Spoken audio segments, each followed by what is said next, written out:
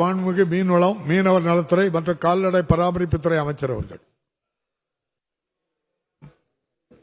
மாண்புமிகு பேரவைத் தலைவர் அவர்களே, கால்நடை பராமரிப்புத்துறை முக்கியமான குறிக்கோள்களை முன்னிறுத்தி அதை அடையும் வகையில் செயல்பட்டு வருகிறது.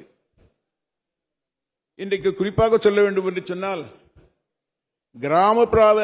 கிராமப்புறத்தினுடைய பொருளாதாரத்தை உயர்த்துவது எது என்று சொன்னால் கால்நடைத்துறை தான் என்று உறுதியாக சொல்ல முடியும். சாதாரண மக்களுடைய பொருளாதாரத்தை உயர்த்துவது கிராமத்தில் எது என்று சொன்னால் கால்நடை தான். ஏனென்று சொன்னால், ஒரு சாதாரண குடும்பத்தைச் சேர்ந்தவர்கள் 3 பசுமாடுகளை வளர்த்து அதை பராமரிப்பார்கள் என்று சொன்னால் அந்த குடும்பமே பல்வகையை உயரக்கூடிய நிலைகளை பெறுகின்றது. பிள்ளைகளை படிக்க வைப்பது, அவர்களுடைய பொருளாதாரத்தை நிறைவு செய்வது, இதுபோன்ற நிலைகளை பொருளாதாரத்தை தருகின்ற துறை கால்நடைத்துறை. அதுபோல கிராமத்தில் இருக்கின்ற விவசாயிகள் இந்த கால்நடைகள் வளர்க்கின்ற போது, கிடாவ போன்ற இதுகளை வளர்க்கின்ற போது அது குட்டிகளை போட்டு அதிகமான உற்பத்தியை பெருக்கின்றது. திடீரென்று அவர்களுக்கு குடும்ப செலவாக பணம் வேண்டும் என்று சொன்னால், அது விடுமுறை நாட்களாக இருந்தாலும் சரி, எந்த வகையிலும் அவர்களுக்கு உடனடியாக ஒரு 5 ஆடுகளை விற்று உடனடியாக பணம் செய்ய முடியும். அந்த வகையிலே ஆடுகளை பற்றி சொல்ல வேண்டும் என்று சொன்னால், அது ஒரு நடமாடும் வங்கியாகவும் கிராமத்தினுடைய ஏடிஎமாகவும் திகழ்வது எது என்று சொன்னால் இந்த கிடாக்கள். தமிழர்களுடைய பாரம்பரியமான ஜல்லிக்கட்டு நிகழ்ச்சி நடத்தப்படுவதால் நாட்டினர் காளைகள் அழிவிலிருந்து காப்பாற்றப்படுகின்றன. உள்நாட்டு நாயகங்களான கோம்பை, ராஜபாளையம், சிப்பிப்பாறை, கன்னி ஆகியவை ராணுவத்திற்கும் பயன்படுத்தப்படுகின்றது. கடந்த காலங்களிலே இன்றைக்கு வேட்டைகள் எல்லாம் தடை செய்யப்பட்டிருக்கின்றது.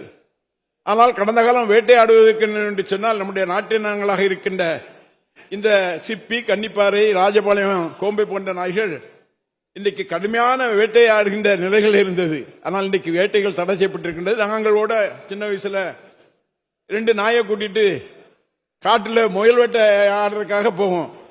அங்க முயலை துரத்தி நாய் போய் பிடிக்கும். அப்ப வேட்டை தடை செய்யல, இப்ப வேட்டை தடை செய்யப்பட்டிருக்கின்றது. ஆனால் இன்றைக்கு அத்தனை நாய்களும் வீடுகளை காக்கின்ற நாய்களாக, நாட்டை காக்கின்ற நாய்களாக இன்றைக்கு அந்த நாயினத்தை பாதுகாக்க வேண்டும் என்ற வகையில் மாண்புமிகு தமிழ்நாடு முதலமைச்சர் அறிவுறுத்தலின்படி உள்நாட்டின கால்நடைகள் மற்றும் நாயினங்களை பாதுகாக்கும் ஆராய்ச்சி நிலையங்கள் தமிழ்நாடு கால்நடை மருத்துவ அறிவியல் பல்கலைக்கழகத்தின் மூலம் அமைக்கப்பட்டுள்ளன. மீனவர் மீது மிகுந்த அக்கறையையும் பற்றும் கொண்ட நமது முதலமைச்சர் அவர்கள் இந்திய துணைக்கண்டத்தில் எந்த ஒரு முதலமைச்சரும் செய்யாத வகையில் ராமநாதபுரம் மாவட்டத்தில் மீனவர் நல மகாநாடு ஒன்று நடத்தி தமிழ்நாட்டு மீனவருடைய வாழ்வில் ஒளியேற்றும் விதமாக சுமார் 1000 கோடி ரூபாய் அளவிற்கு திட்டங்களை அறிவித்து இவற்றை உடனடியாக செயல்படுத்தி காட்டியது மீனவருடைய நெஞ்சத்தில் மிகுந்த மகிழ்ச்சியோடு என்று நீங்காமல் நிறைந்திருக்கும். அதில் குறிப்பாக சொல்ல வேண்டும் என்று சொன்னால், கடற்கரை கிராமங்களில் பல்வேறு திட்டங்கள் மூலம் மீனவர்களுக்கு இலவசமான வீடுகள் கட்டி வழங்கப்பட்டன. ஆனால் அந்த வீடுகளுக்கு பட்டாக்கள் வழங்கப்படவில்லை. இதனால் மீனவர்கள் பல்வேறு சிரமங்களை சந்தித்தனர். இதனை அறிந்த மாண்புமிகு முதலமைச்சர் அவர்கள் மீனவர் நல மகாநாட்டில் அனைவருக்கும் பட்டா வழங்க ஆணையிட்டார்கள். இதன் பயனாக தற்போது 8561 மீனவர்களுக்கு பட்டா வழங்கப்பட்டுள்ளது என்பதை தெரிவித்துக் கொள்கின்றேன்.